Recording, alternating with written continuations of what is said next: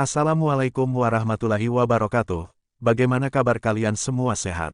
Saya kembali dengan membawakan kisah yang berjudul Istriku yang dulu kurendahkan kini menjadi wanita sukses. Sebelum mulai jangan lupa like, komen, share, dan subscribe agar channel ini bisa berkembang. Namaku Rahmat, seorang pria yang selalu merasa menjadi pusat dunia. 5 tahun lalu, aku menikahi Lina, seorang perempuan sederhana yang datang dari desa kecil.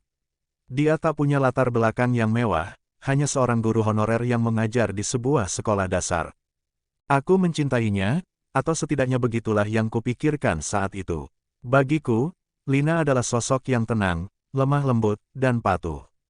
Namun, jauh di lubuk hati, aku merasa dia tak pantas berdiri di sisiku.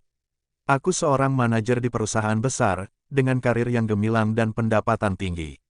Sementara Lina, gajinya bahkan tak cukup untuk memenuhi kebutuhan harian kami. Kamu kenapa sih, kok nggak pernah mikir buat cari kerjaan yang lebih baik? Jadi guru gaji kecil itu apa sih manfaatnya? Kataku suatu malam. Dia hanya tersenyum kecil. Aku hanya ingin melakukan sesuatu yang aku suka, Mas. Mengajar itu panggilan hatiku. Aku menganggapnya alasan kosong. Bagiku, Lina adalah perempuan yang tak punya ambisi. Namun, kehidupan tak selalu seperti yang direncanakan.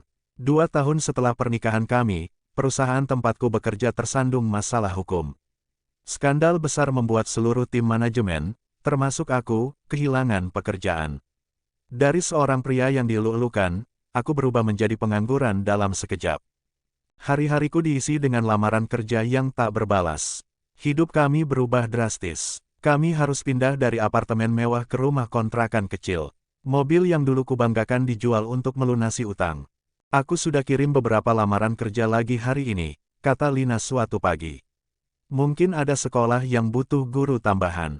Aku mendengus. Apa gunanya? Pekerjaan seperti itu nggak bakal bantu kita keluar dari keadaan ini. Semakin lama, aku merasa hidupku seperti tak ada harapan. Keadaanku membuatku mudah marah. Dan sayangnya, Lina menjadi sasaran amarahku. Meski terus dihina dan direndahkan, Lina tak pernah meninggalkanku. Dia bekerja keras, meski penghasilannya jauh dari cukup. Hingga suatu malam, dia menyampaikan ide yang membuatku tertawa sinis. Mas, aku kepikiran untuk jualan kue. Aku bisa bikin sendiri di rumah, katanya. Aku menatapnya dengan raut meremehkan. Kue, kamu serius? Itu nggak bakal cukup buat bayar tagihan kita. Namun, Lina tak menyerah. Dengan sisa tabungan yang dia kumpulkan tanpa sepengetahuanku, dia mulai membuat kue dan menitipkannya di warung kecil sekitar rumah. Aku merasa malu, bukan karena ide Lina, tetapi karena kenyataan bahwa aku tak lagi bisa menjadi kepala rumah tangga yang diandalkan. Hari demi hari, Lina bangun lebih awal untuk membuat kue. Kadang, dia pulang larut malam karena mengantar pesanan tambahan.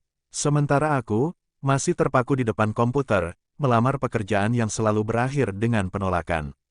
Suatu malam, aku ke dapur untuk mengambil air minum dan melihat Lina tertidur di kursi. Wajahnya terlihat lelah, tapi tangannya masih memegang daftar pesanan. Entah kenapa, ada rasa bersalah yang perlahan merayap di hatiku. Namun, rasa itu masih kalah oleh egoku. Aku tetap merasa Lina tidak melakukan cukup banyak. Bagiku, usaha kecil-kecilan seperti itu hanya buang-buang waktu. Aku nggak ngerti kenapa kamu masih keras kepala sama usaha ini, ujarku sinis saat sarapan. Lina hanya menjawab dengan lembut, aku nggak tahu jalan mana yang benar, Mas. Tapi aku harus mencoba sesuatu. Usaha Lina perlahan mulai berkembang. Pesanan semakin banyak, dan orang-orang mulai memuji kualitas kuenya. Dia bahkan mendapat tawaran untuk menyuplai kue ke beberapa kafe kecil di kota. Namun, aku tidak bisa menerima kenyataan bahwa istriku mulai menjadi lebih sukses daripada aku. Egoku hancur. Bukannya mendukung, aku justru semakin menjauh. Aku bahkan sempat berkata, jangan sampai kamu lupa siapa yang dulu bawa kamu ke sini. Tanpa aku, kamu nggak akan punya apa-apa. Lina terdiam. Wajahnya yang biasa lembut kini terlihat tegas. Dia tidak menjawab, hanya melanjutkan pekerjaannya. Hari itu akhirnya datang. Setelah sekian lama bertahan dalam sikapku yang merendahkan, Lina memutuskan untuk pergi. Mas Rahmat, aku nggak tahu lagi bagaimana caranya kita bisa memperbaiki ini. Aku butuh waktu untuk sendiri. Aku terpaku. Untuk pertama kalinya, aku merasa kehilangan sesuatu yang benar-benar berarti. Setelah Lina pergi, aku menyadari betapa besar pengorbanannya selama ini. Aku melihat daftar pesanan yang masih tersisa di meja, dan untuk pertama kalinya aku merasa malu pada diriku sendiri. Kepergian Lina menjadi titik balik dalam hidupku. Aku mulai bekerja serabutan untuk menyambung hidup, sekaligus mencoba memperbaiki diri. Aku juga mengikuti kursus keterampilan online untuk meningkatkan peluang kerja. Sementara itu, aku mendengar kabar bahwa usaha Lina semakin maju. Dia membuka toko roti kecil yang ramai pelanggan. Meski hatiku sakit, aku juga merasa bangga padanya. Setelah hampir setahun berpisah, aku memberanikan diri untuk menemui Lina. Dia tampak berbeda, lebih percaya diri, lebih kuat. Aku datang bukan untuk minta apa-apa, Lina, kataku. Aku hanya ingin bilang, aku minta maaf. Aku salah selama ini, aku tidak menghargai kamu. Dia terdiam sejenak, lalu tersenyum tipis. Aku nggak pernah berhenti mendoakan kamu, Mas.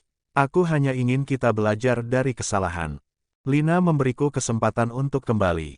Tapi aku tahu, itu bukan tanpa syarat. Aku harus membuktikan bahwa aku benar-benar berubah.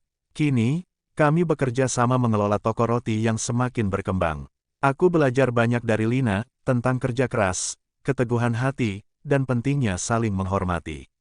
Di tengah toko roti kami yang ramai, aku memandang Lina yang sedang tersenyum melayani pelanggan. Aku tahu, aku mungkin tidak akan pernah sepenuhnya menebus kesalahanku. Tapi aku berjanji, selama aku hidup, aku akan menjadi suami yang dia pantas dapatkan. Lina, istriku yang dulu kurendahkan, kini adalah mentorku, penyemangatku, dan inspirasiku.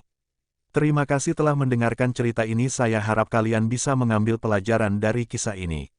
Wassalamualaikum warahmatullahi wabarakatuh.